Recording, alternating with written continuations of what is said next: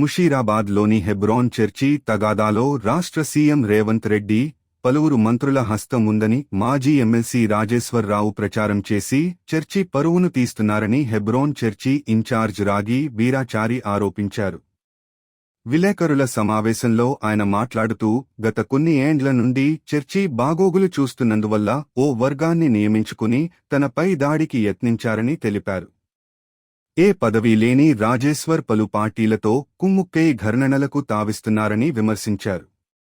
చర్చిలోకి ప్రార్థనలకు వచ్చే వారిపై దురుసుగా ప్రవర్తిస్తున్నారని ఆవేదన వ్యక్తం చేశారు.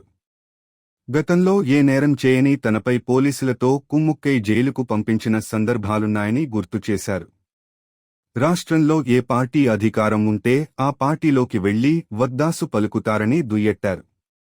ఇలాంటి రంగులు మార్చే వ్యక్తిని కాంగ్రెస్ పార్టీ నుండి తొలగించాలని కోరారు.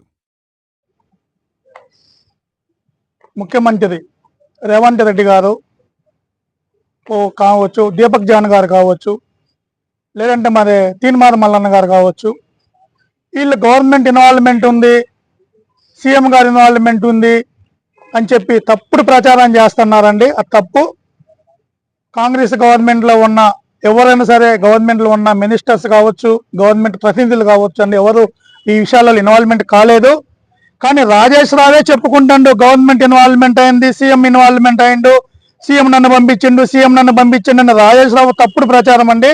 ఆ రాజేష్ రావు మాటలు నమ్మొద్దు. గవర్నమెంట్ ఏనాడు ఈ యొక్క చర్చిశాల ఇన్వాల్వ్మెంట్ కాలేదు. ఇది తప్పుగా వెళ్తుంది ప్రపంచానికి, చర్చెస్ అన్నిటికి కూడా. వేరే వాళ్ళు ఈ కాంగ్రెస్ గవర్నమెంట్ తప్పుగా చూపిస్తున్నది రాజేష్ రావు చేయబట్టి. కానీ నమ్మొద్దండి. మన ముఖ్యమంత్రి, మన తెలంగాణ రాష్ట్ర ముఖ్యమంత్రి రేవంత్ రెడ్డి గారు మటుకి ఏ రోజు హెబ్రోన్ చర్చిలో ఇన్వాల్వ్మెంట్ కాలేదండి. వాళ్ళు ప్రతినిధులు ఏం నరేందర్ రెడ్డి గారు కావచ్చు, షబీర్ అలీ గారు కావచ్చు, మరి పిసిసి అధ్యక్షులు గారు కావచ్చు అండి, ఎవ్వరు మా చర్చలు ఇన్వాల్వ్మెంట్ కాలేదండి. కాకపోతే రాజేష్ రావు చెప్పుకుంటాడు వాళ్ళు ఇన్వాల్వ్మెంట్ అయ్యారని పోలీసు వారిని తప్పుదో పట్టిస్తాడు. అసలు రాజేష్ రావుకి కాంగ్రెస్ గవర్నమెంట్ కూడా సంబంధం లేదని తెలిసింది మాకు. కాబట్టి ఇది మటుకి గవర్నమెంట్కి చెడ్డ పేరు తెస్తాడు రాజేష్ రావు. మేము కూడా నమ్మట్లేదు గవర్నమెంట్ ఇన్వాల్వ్మెంట్ అయింది అనేది, మేము నమ్మట్లేదు. ఇలాంటి చర్చలలో గవర్నమెంట్ ఎప్పుడు ఇన్వాల్వ్మెంట్ కాదండి.